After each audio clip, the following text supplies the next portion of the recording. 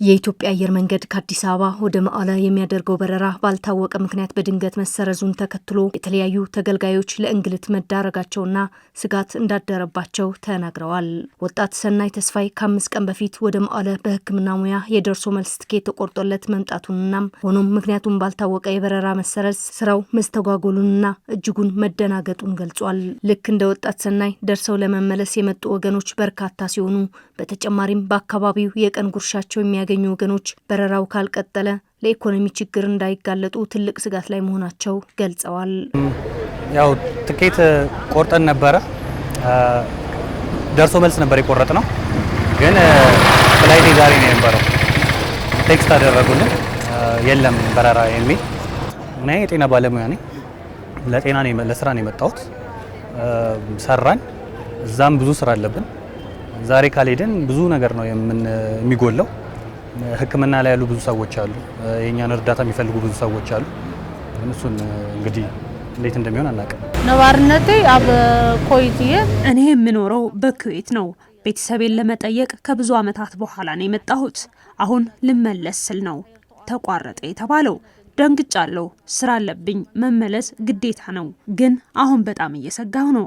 ማለት አጋጣሚ ሳይፈለጥና ከስተመር ሄድና ሄድና እኛ መቋረጡን ሳናቅ ደንበኛ ይዘን ነበር የመጣ ነው። ከዛ ግን ሄዱ የለም ተባለና ይዘናቸው ተመለስን። ህዝቡ በጣም እየተንገላታ ነው። እኛም በረራው በመቋረጡ የቀን ጉርሻችን እየሰራን አይደለም። ሁላችንም ቆመናል። ቤተሰቦቻችን እንዴት እንደምናስተዳደር ጨንቆናል። ትልቅ ስጋት ላይ ነን። የሚመለከተው አካል በቂ ምላሽ እየሰጠን አይደለም ያሉት ተገልጋዮቹ ብንጠይቅም ምንም ነገር እንደማያውቁ ነው እየተናገሩ ያሉት ብለዋል። ይህ ደግሞ ትክክል አለመሆኑንና ህዝቡ ከቦታው ቦታ የመንቀሳቀስ መብት እንዳለው ተገንዝቦ የኢትዮጵያ አየር መንገድ በረራውን በመቀጠል ወደ ስራ ገበታችን የምንመለስበት ሁኔታ እንዲፈጥርልን ሲሉ ተማጽነዋል። ሰው በየቀኑ መንቀሳቀስ አለበት። ገንዘቡን በአግባቡ መጠቀም መብቱ ነው፣ የራሱ ገንዘብ ነው። ሲቀጥል እንደዚህ መንቀሳቀስ ሀገሩ ከሆነ መንቀሳቀስ አለበት። እንደዚህ እየተነሱ ወይም መናገር አለባቸው ላይ ይሄ ነው ችግሩ ሰው እንዲረዳ። ያለበለዚያ ግን ዝም ብሎ ዘግቶ እንደ መብት አይመስለኝ፣ ልክ አይመስለኝም፣ ስህተት ነው። ሁሉም ሰው ፕሮግራም አለው የራሱ የሚታከም አለ። አሁን ለምሳሌ አሉ ውጭ ሀገር ለሕክምና የሚሄዱ ያልሄዱ፣ ከዚህ ከመቀሌ ወደ አዲስ አበባ ከአዲስ አበባ ወደ ውጭ የሚሄዱ አልሄዱም፣ እዚህ ነው ያሉት። ይሄ ስህተት ነው። ብዙ መታረም አለበት በሲሪየስ ማለት ነው። በሰላም ከይዱ በሰላም ከአቶ ሰው በሰላም ወጥቶ በሰላም መመለስ አለበት። ቤተሰቡን የመጠየቅ መብት አለው። ስለዚህ መንግስት ይህንን መገንዘብ አለበት።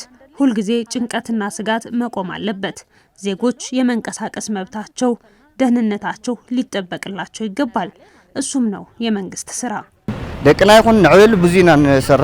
እነኚህ መኪናዎች ቆመዋል። ምን ሰርተን ነው ልጆቻችን የምናስተምረው? በጣም ከባድ ነው። ዜጎች በአገራችን ሰርተን መግባት አልቻልንም።